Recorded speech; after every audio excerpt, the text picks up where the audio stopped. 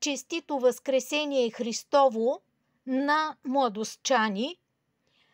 Желая благодатна, успешна и здрава светла седмица на именниците на Великден и Гергьовден. Пожелавам всичко най-добро. Честит Великден, честит Гергьовден на всички! Видеото, което правя, дава ориентация за агнешкото месо, за ситуацията с агнешкото месо, конкретно в магазина Смарт Бакалия в близост до окръжна болница. Какво ми прави впечатление? Направих тук едни небрежни домакински бележки, за да не ангажирам персонала с специални формалности по разрешение за снимане. Информацията не е тайна, тя може да бъде достъпна за всеки, но какво ми направи впечатление? Щанда с българско месо, обозначен с българския трибагреник. Цените са следните. Това е цената на агнешкия комплект. Охладен е 12 лева и 99 стотинки килограма.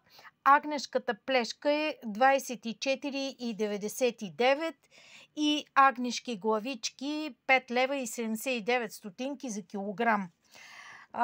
Това, което е впечатляващо, е, че магазина изобилства и с замразено месо с чужд произход, агнешко с чужд произход, а именно замразена агнешка плешка от Нова Зеландия, 17 лева и 99 от онзи край на света, от място, където се говори, че агнетата и овцете са повече на брой от хората, от населяващите Нова Зеландия. Но това е замразена агнешка плешка, замразено агнешко месо за 17 лева и 99 стои в витрина за замразени продукти и е обозначено, че е от Нова Зеландия. В същата витрина, различна от витрината за българско месо, е и румънския агнешки комплект, замразен, 11 лева и 79 стотинки.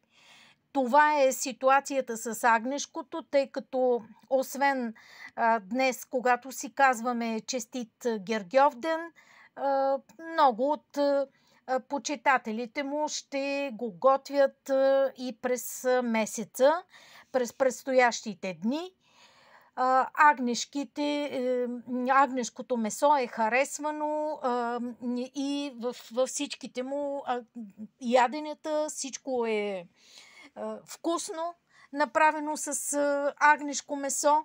Така че това е ситуацията с агнешкото месо в магазин Смарт Бакалия. Желая ви светла и благодатна седмица. А изводите относно